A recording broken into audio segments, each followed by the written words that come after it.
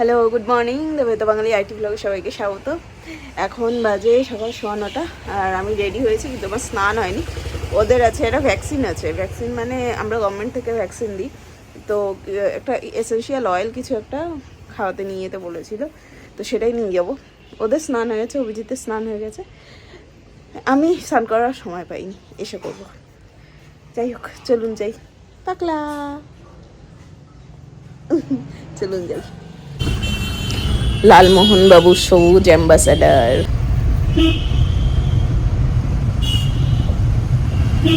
তুই রাস্তায় কি করছিস বল?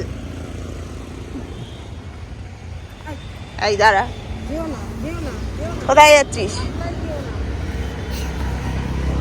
কোথায় যাব?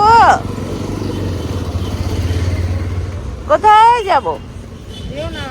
দৌড়িও না বাবা।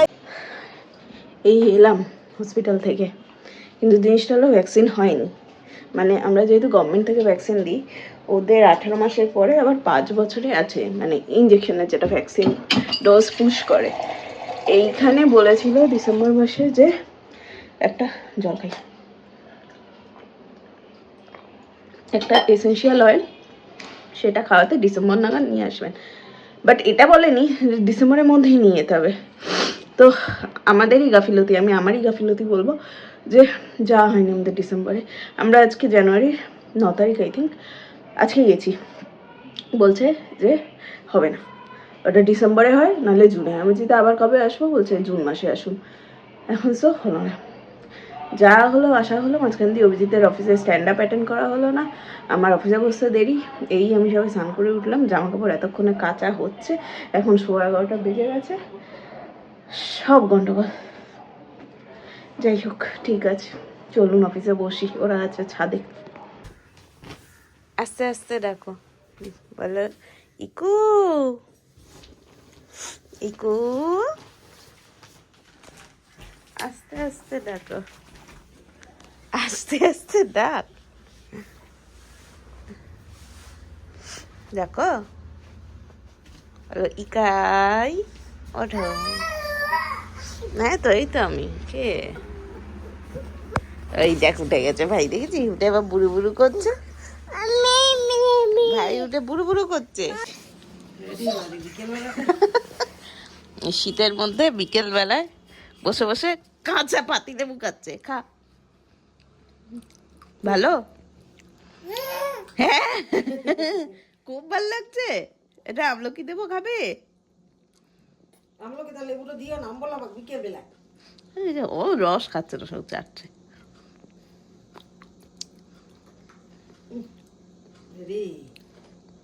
ভালো খেতে মাম্মা? হ্যাঁ গো, ঠান্ডা লাগছে না?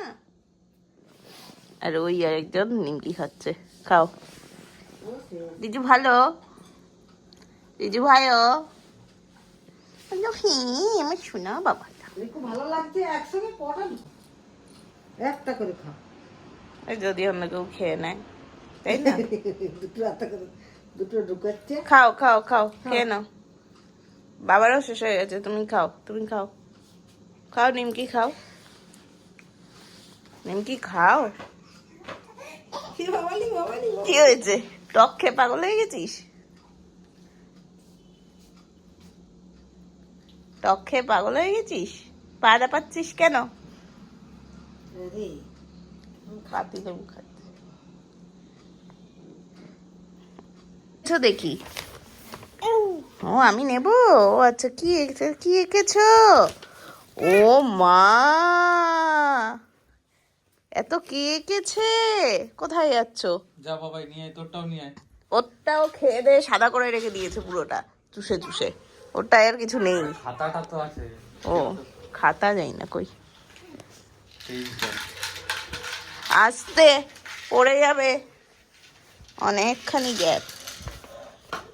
ভাই বসেছে, আমিও বসবো। যাও যাও, খাতাপত্র নিয়ে বসো, বসো বসো, পড়ে যাবে তো রিকু। বসো, পা ঝুলিয়ে বসো। ও বাচ্চা ওখানে বসে এখানে পা ঝুলে। গাড়ির হুইল কোনটা? হুইল কোনটা? হুইল কোনটা বাবাই?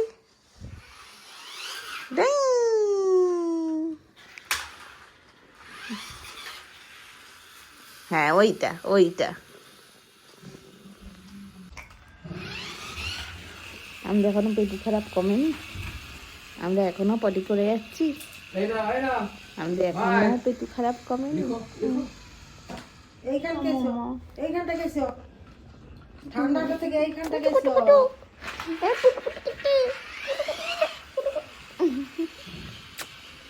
বল বল বল পাউরুটি বলো, বলো পাউরুটি, বলো পাউরুটি। এটা কি পোজ তোর? পাও পাও লেগে যাবো ভাই। বল পা, বল পা। কালকে সকালে স্যান্ডউইচ করে দেবো। বলো পা। বলবো না, বলবো না। বল একটু পাউরুটি বল। ওষুধটা খাওয়াবো রাতে। পাও বল বল পাও। পাউরুটি এ আবার টানছে। হ্যাঁ করে কোকোমেলন দেখছে। একটু আগে ভিলি ফুড কিচেন চলছিল, ভিলি ফুড কিচেন দেখবে না, কি দেখবে? কোকোমেলন। করে কোকোমেলন দেখছে পাকলা, আর খাচ্ছে। খাও খাও, হাফ পা দেখো, খাবেও না, খাও না। আর এক গাল, লাস্ট গাল, লাস্ট গাল। আজকে সুন্দর করে মাছের ঝোল করে দিয়েছি কাঁচকলা দিয়ে। যাই হোক, লাস্ট গাল আছে, খাইয়ে নি, খাও। গুড বয়, মুখ থেকে ফেলবে না। এরিকু, এরিকু, কত জন্ম বাদে এই টুপিটা পরলি রে? হ্যাঁ, কত জন্ম বাদে এই টুপিটা পরলি বল আমায়? কত জন্ম বাদে? হ্যাঁ বল বল। ঠান্ডা লেগেছে তোর এতক্ষণে? আর এর তো কোনো টুপি পরার বালাই নেই। নিয়ে আয়, নিয়ে আয়, নিয়ে চলে আয়। বালতিটা তোল, একটু আগে যে তুললি। হ্যাঁ তোলো তোলো, তুলে রাখো বাবা, এই তুলে আস্তে, সেটাই তুলে দেবে। রাখো রাখো, তুলে রাখো, তুলে রাখো।